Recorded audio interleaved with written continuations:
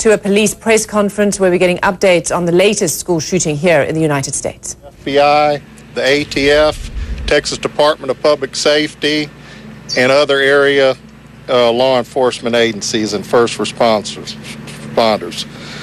There have been explosive devices found in the high school and surrounding areas adjacent to the high school.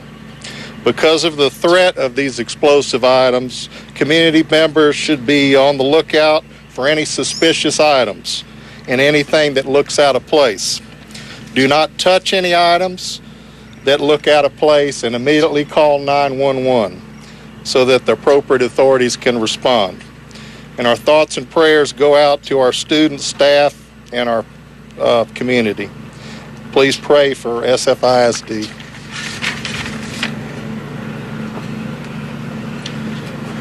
As the chief of Santa Fe PD, my thoughts and prayers are with those that are affected by this event this morning. I just want to reiterate that to all community members to keep a vigilant watch around the areas that you know, your neighborhoods, for any suspicious items that you may see, and please call 911.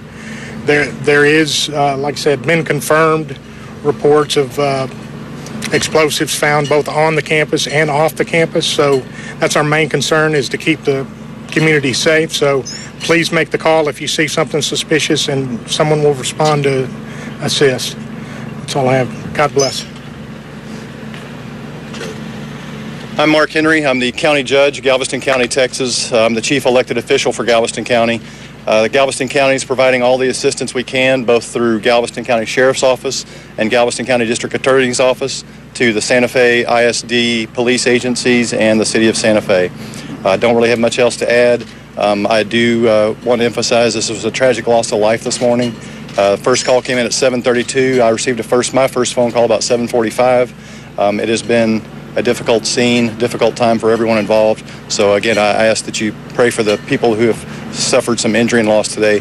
And I want to emphasize again, I was just informed recently they did find suspect material off campus. So it's not isolated to the high school campus. Anything you see that looks suspicious, please don't touch it. Please call 911. Then we have mayors of Santa Fe. We have the retiring Mayor Jeff Tamburello, incoming Mayor Jason Tabor. Thank you. I'm Mayor Jeff Tamburello. I want to thank all the law enforcement and other emergency responders that came so quickly to the aid of the Santa Fe ISD and to our community. And I'm just asking everyone out there to pray and put their thoughts and prayers into all the people affected and for our community to heal through this situation. Thank you. I'm Mayor-elect Jason Tabor. Just please pray for Santa Fe. Please, if you see anything suspicious, call 911. And we appreciate the prayers. Our community's at a loss right now. I don't know that we can answer any questions at this point, so we're going to go ahead and wrap up. We do expect the governor to be landing at the scene here any minute now, so I'm going to head back over to the scene. I'm sure we'll have another press conference in the next couple of hours. Thank you, guys. Thank you. Just listening to a press conference with multiple agencies, local officials there. Tom Fuentes, I want to ask you about what we just learned there, but first I want to report that President Trump spoke with the Texas Governor Abbott. That's according to the Deputy Press Secretary at the White House, Raj Shah, who said that he offered his condolences to those affected by the shooting there. Tom Fuentes, this was the news out of that press conference was explosive devices found in the high school and in adjacent areas, and also they suspect material off campus. So this speaks to what you were referring to earlier in the hour.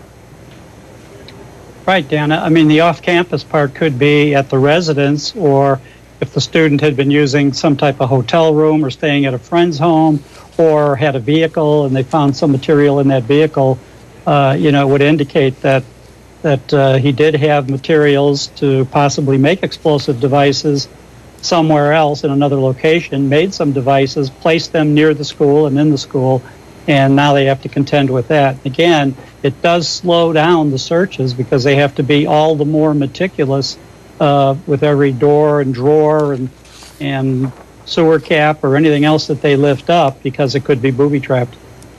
Yeah, booby trap is the word that keeps coming into my mind, Shimon, and the idea that actual explosive devices were found in there.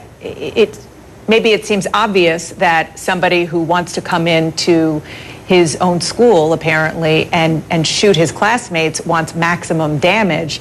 But this takes it to a level that we haven't seen a lot of. Yeah, absolutely. This escalates it because now you have a larger public safety concern. I mean, the fact that all these officials who just appeared in this press conference are all saying, if you see something suspicious, call 911. So there is obviously concern that there may be other bombs out there, so to speak, other explosive devices that they don't know about, and obviously law enforcement there is extremely concerned that this is quite could be the case, that there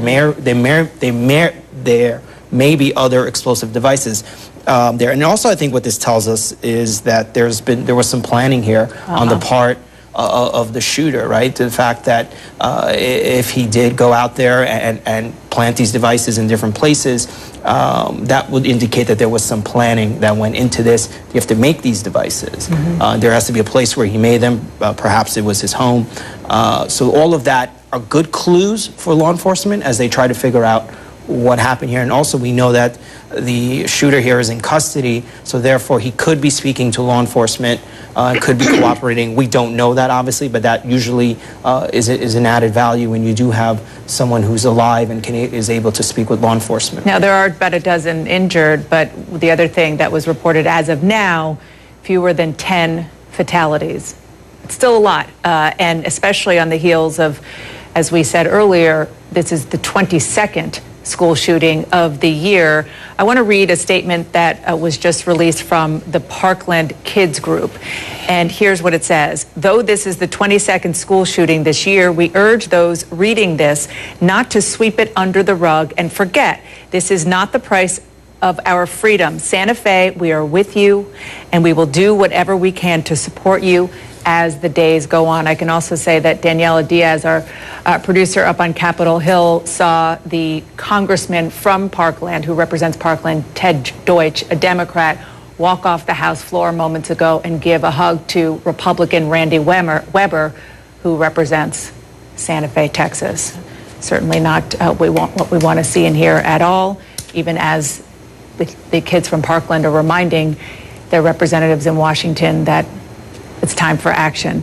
Tom Fuentes, as we kind of again digest what we heard from local officials there, as somebody who has been in this kind of situation, unfortunately, you're going in and trying to make sure that you can get as much information as you can. What else is law enforcement doing right now?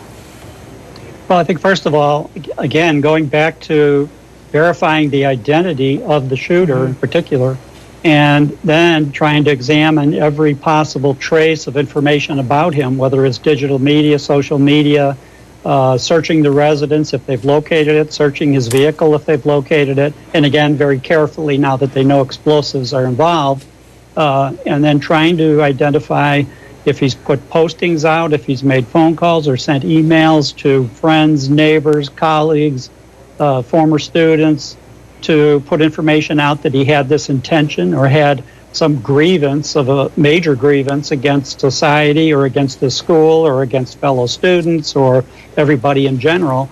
So I think that's a big part of this now, is to try to find out who has this person been in contact with, what messages were exchanged, and what information may come from that will still further the investigation or may identify others that have a similar mindset. He could be in communication with other students at other schools saying, you know what, I want to do that at my school too. And this may lead to a wider investigation that's very critical. Yeah, no question. And Shimon, as you've been pointing out, we've been pointing out witness reports tend to change, understandably. But one of the early witnesses reported that the gunman walked into an art class and began firing what looked like a shotgun.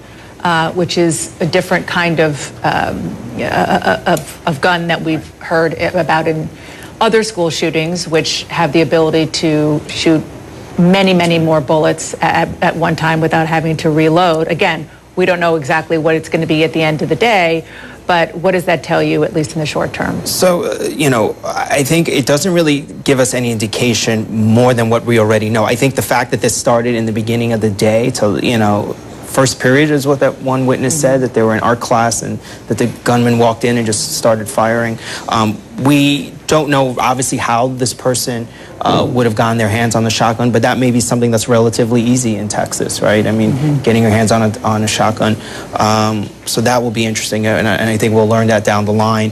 I think the biggest concern, at least for me right now, is that there may be these explosive devices that have been laid out across the community, across this area. And it seems that, at least for law enforcement, that's the big concern as well now. I mean, you're going to have to deal with the tragedy of this situation, but there appears to still be a safety here, a risk for the community that they are still trying to address, which certainly seems to be the priority, at least there right now, for law enforcement. While they have the school somewhat, the scene there somewhat contained, they don't think there are any other suspects out there, they don't think there are any shooters.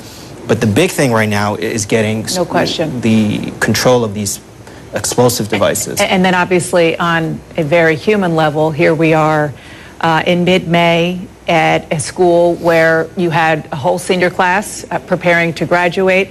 Apparently exams were supposed to start next Wednesday. Tomorrow was supposed to be a baccalaureate scheduled. And now, unfortunately, as we have seen too many times, you have a community terrorized and preparing to bury young people who they were celebrating, supposed to start celebrating, moving on to a new part of their life. We're going to have a lot more as we gather details on what exactly is currently happening on the ground with those explosive devices that local law enforcement told us that they are looking at. We're going to take a quick break. Stay with us.